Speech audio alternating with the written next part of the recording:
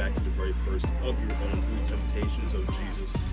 So Jesus was in the wilderness. The Spirit led him into the wilderness to begin to fast for 40 days and 40 nights. And at this point in time, when Jesus was actually feeling somewhat hungry because he's been fasting for 40 days and 40 nights, the devil came to go and tempt Jesus to entice him into eating some food to break the fast. You see these stones on the ground, go ahead and turn it into loaves of bread. And that was the very first temptation. And Jesus began to respond back to the devil by saying, man shall not eat by bread alone, but through the words that come out through the mouth of the Lord your God.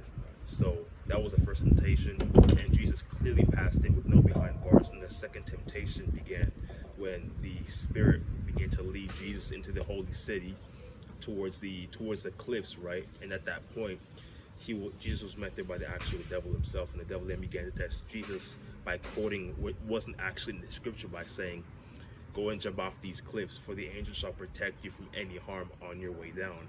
And that's not exactly what it said so in the scripture. And Jesus began to respond back by saying, you shall not test the Lord your God. And at that point, the devil had no way of actually enticing Jesus, because he quoted back what was in the actual scripture, because the Lord is your God. You shall not test anybody other than him yourself.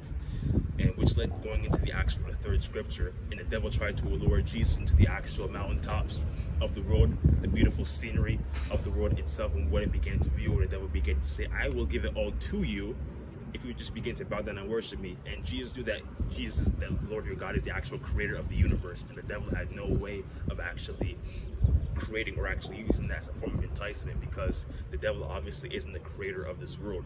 The Lord is. So Jesus began to respond back by saying, you should not serve anybody else other than me, the Lord your God. And you can begin to actually leave, because you have no peace, you have no area being with me in this actual moment, other than trying to entice me to do things that isn't of the Lord himself. So Jesus began to tell the devil to run away and scram, and that's exactly what happened. And the main point we can all learn from this actually is to know that there is temptation all around us. It can be the people around us, it can be in the form of actual food itself, because food is another form of temptation. All of that can be from the topic itself.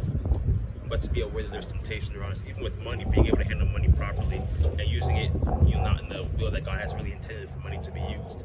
So there are many ways that it can really be used against us in the form of temptation. So always be aware as Christians to have the mind to not only be aware, but to be alert at all times in regards to temptations that happen around us, because the devil rolls around like a roaring lion seeking someone to devour. As vigilant as we need to be open and be aware at all times, right? So that's going to be it for this video, 3 temptations of Jesus. We're going to catch you all next time. The actual next segment's coming up. We out.